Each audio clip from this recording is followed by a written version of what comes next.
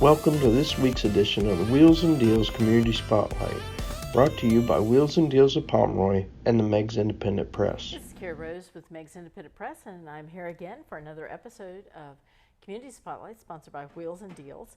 And this week I have with me someone you've probably seen quite a few times on here, Tara Roberts. She is with the Meigs County Agricultural Society, better known as the Fair Board. And of course, they have so many activities going on out there. But the first thing I want to say is congratulations on your award that you received from the Meigs County Chamber of Commerce for community impact and amazing. And really, thousands of youth have been impacted. Community's been impacted so much over the years with the fair, and wanted to be able to just say congratulations on that. And if you haven't seen those awards, check that out on the Chamber's Facebook page. Great award show. You might see me in it. But I just want to put that out there. But you again have, now Meigs Trade Days is over for the season, right? For the year, right? So your season is over, but you've got a craft show coming up. Yeah. So first, I want to thank you for recognizing us, the Chamber for recognizing the Fair Board, and we really are glad that we were, awarded the award. It's an honor to be able to sit down and just realize and share our story with the community and the impact that we have, not just on the kids, but as the community as a whole. So we appreciate that. Like you mentioned, Trade Days is kind of coming to an end for the year. To wrap up our season on November the 27th, we have our Christmas Craft Bazaar. And so it is from 9 a.m. to 3 p.m. It's located in the Rutland Bottle Gas Building and the Grange Building out at the fairgrounds. For those of you who don't know where the fairgrounds is, it is across from the Highway Department, or the county garage, as most people know. And so right now we have over 50 vendors signed up. And when I say that, that doesn't necessarily mean there's only 50 spaces full. A lot of these vendors reserve 2 and 3 spaces because they have so many crafts that they bring. We have direct sales, like 31 Tupperware, that will be there as well. But there is a lot of handmade items. So maybe you're trying to shop for that person who has everything. Come out to Trade Days. I'm sure you can find something. There's something for everybody there. Right. We have vendors signed up as far as Columbus area already. And then, of course, there's lots of local vendors as well. Local as well. And that's one of the things about it. And not just Trade Days, but the fair as well. And that was part of that community impact, because the amount of tourism that you pull in. Right. You pull in people during the fair, you pull in, an average of 20,000? Yeah, we average 20,000 people that come through our gates. So there's lots of exposure for the businesses that set up at the fair. And now our Trade Days traffic is not quite that heavy, but it increases with every event. We recently had a Halloween event. We had several vendors in 2 buildings, actually 3 buildings, and then we had like 30 campers that enjoyed festivities for the weekend. So our events are growing, and that's what we like, because that brings people into the county. And when they come, they always ask myself or Wendy, the other coordinator that we have, they ask us, well, what else is there to do? And so we can direct them to different parts of the county that interest them, whether it's Forked Run State Park, or maybe the shops down here in Pomeroy. So we try to, we get them here, and then we try to tell them about the whole county. And it's part of that. With the scare at the Meigs Fair, yes, the haunted house you guys put on. I mean, you had people coming all the way from Urbana, right, to be there. So there's all kinds of opportunities to see that fairgrounds continually used, and it's always just amazing to me the people that are involved. But again, when is the Craft Bazaar? So it is the Saturday after Thanksgiving, which is Shop Small Saturday. So it's perfect to come out and support your local business owners that maybe they don't have a storefront, but they run a craft business out of their home. And it's from 9 to 3, and that date is November the 27th. and we are just so excited. We've had a very successful year. We have our dates for next year already. So watch our Facebook page. We will have those shared on there. We'll share them with the chamber so that they can help get those dates put in our visitors guide, so that everybody knows for the whole entire year when there's a craft show and the flea market. Also, and this is solely if we have vendors sometimes who they still want to set up outside. So there are outside spaces available during the craft show. Obviously, it may be a little cool. It's gonna be a little breezy. But in the past, we've had people bring like the propane patio heaters and set under their canopy, and maybe they just set up by the door.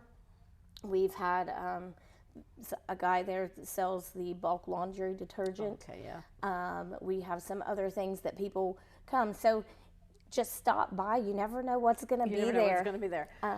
And like I said, we are excited, and we're ready to wrap up the season so we can get recharged for next year. And it's amazing to me because this keeps growing. You've been doing it a couple years, and you started it in the midst of the pandemic and everything else. And it was growing, and it's still been growing, and I'm looking forward to see what happens next year, because you keep growing and you keep improving from year to year. So interesting to see what you have up for next year. Yeah, so I'll spill the beans a little bit. We have a spring craft show that will be happening. We also have our Christmas in July event that will be going on. We are planning a car show for one of the days that we have trade days. And of course, they are going to do the haunted house again. And we'll have the October trade days event, and camping will be available. And so, I mean, we are slowly growing, and it's exciting because all of the money that's raised goes into the general fund for the fair. And, times are hard now. And so we're trying to help build up that fund so that we can continue to make the improvements at the fair, so that we can provide a positive environment for kids and families in our community. And it's a positive family event. It is. Always have family events out there. And that's one of the things, if you haven't been out to the fairgrounds, that's something that over the years, and it was something that especially when I've been away for a little while, and I came back and I'm like, wait a minute, what's going on here? Because there's been so much work that has been done. You have several new buildings. You have a new patio, pavilion for picnicking, eating at. You have different things that you're doing. You've refurbished some of the buildings. There's a lot of infrastructure you can't necessarily see with electrical, with the water, with those kind of things. There's a lot of things that are happening that the fair has been working on, and it's just amazing the amount of. I mean, have you tabulated the volunteer hours that the board puts in? No, and I would be afraid to estimate. I mean, our board is it consists of 18 members. We are elected through the election like we had last night, and but we're all volunteers, and we all come together. We'll get a text message that says, hey, we're working on this, and 5 or 6 people show up, or maybe 20 people show up, and the board members work really hard, but not just us board members. Our spouses, our kids, our families really pull together and make this a community project. Yes, and absolutely. There's a lot of pride out there for Meigs County, but there's a lot of pride out there for the fair. And I'm all about the fair. I know you're pretty involved too. So, but it does take a whole family and a whole community to really make the fair what it is, and we're always looking to improve. You mentioned the new picnic shelter and the new upgrades to barns, but we also have some projects in the works. I can't talk about them right now, but we're always continuing to look for areas where we can improve. This is a very, and it's interesting because I noticed that was something that was commented on at the latest fair board meeting. Was the fact that you have a board that is really it's a working board. Yes. First of all, this is not a sit and just go to meetings kind of board. we're going to get out here and do some work. And it's also something that everybody's volunteers, nobody's paid. That's one of the things that I always try to correct people on, because a lot of people think, oh, well, you're on the fair board, you're getting paid to be here. No, you're not. And neither are the families involved or anybody else. But the thing is you're always looking at how can we take care of the asset that you have, as far as the beautiful fairgrounds. And Meigs County Fairgrounds are unlike any other fairgrounds. They're so unique. I always say it's a double-decker, and because you got two different levels there, and they're so unique and so special and so historic. And our first fair was 1851, and you guys are still working. Yes. And it is amazing to me that after all those years, the dedicated people that we have involved to say this is something that's important to Meigs County. And again, I say that all the time, Meigs County taking care of Meigs County, and that definitely is what you see with the fair. Right. And at the awards taping that we had, Steve Swalto, our vice president, he talked about the grandstand, and the grandstand was built in 1889. And when you sit back and you think about the people who built that and where that structure is today, the number of people that have come and sat in that grandstand to watch an event, just to think about that, that's a lot of people. That's a lot of heritage. And we just want to keep those traditions going. And so we started trade days to help bring in funds. And that's why we have the craft shows. And Wendy Miller and I, we do this, and we're not paid. We do it as volunteers. We are the co-chairmans of it, and then the rest of the board helps with it. But all the money that's raised from these events that we have all year long goes into the general fund, so that we can continue to do things in front of that grandstand and provide that experience for people. And it is, again, so special. And so check out the craft bazaar. You might find some holiday gifts. You might find something, some decorations for the holidays. You might never know what you might find. But the thing is you're also helping local economy, because you're helping those vendors. But you're also helping the fair, and keep that for the next generation. And that is something that if you haven't been out there to see some of the work that's been done with the buildings and the grounds, there is a board here that is really working to make sure that grandstand is around. Yes. That that those grounds are there and going to be utilized by future generations. And I always throw that out there. In the fair is special to me, because I can stand in front of this audience and do what I do because of the skills I learned in 4-H, because of the experiences that I had at the fair. And I am pretty biased about that. Because I wasn't one of those kids that fit into any other category. I wasn't in band. I wasn't in all those other activities. I was never good at sports. I'm pretty much klutz. I was a nerd, and also I wanted to write. And 4-H had a creative writing project that I got to go to the state with, and it hooked me on being able to write. And that's why I do what I do today, because of my experiences in 4-H. So it can be more than just a project. It can be a career. It can be something that, especially for a kid like I was, that was my anchor, my friends in 4-H, and the positive experiences that I have. And it's not just 4-H. You have FFA, you have Boy Scouts, Girl Scouts, Grange. There's so many other things. And you touched on, you didn't fit in any category other than the 4-H category.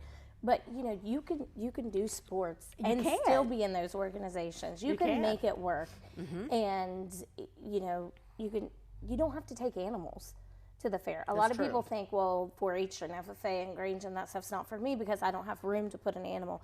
There's so many projects like the creative writing project and cooking and sewing, all these that teach kids life skills. You can build rockets. Yeah, you can build rockets. You can do robotics. There's so much you can do. Computers. And like I said, the fair board, we are trying to make sure that we are able to continue to have a facility where these kids can come and showcase their work that they work on all year long.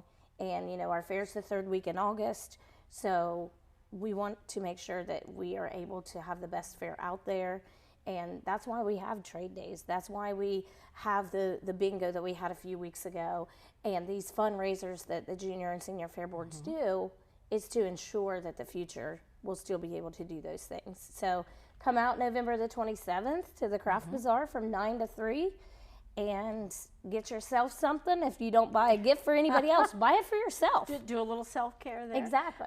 And if anybody wants more information, where do they go? They can follow us on Facebook at themeggscountytradedays.com.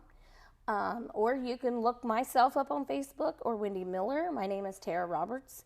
And if last case scenario, they can always contact the Meigs Independent Press for information, and she can get you directed to the right place. TheMeigsCountyFair.com is the fair's website. And again, check it out. You might find maybe some new friends. You might be able to find something for yourself or for someone else.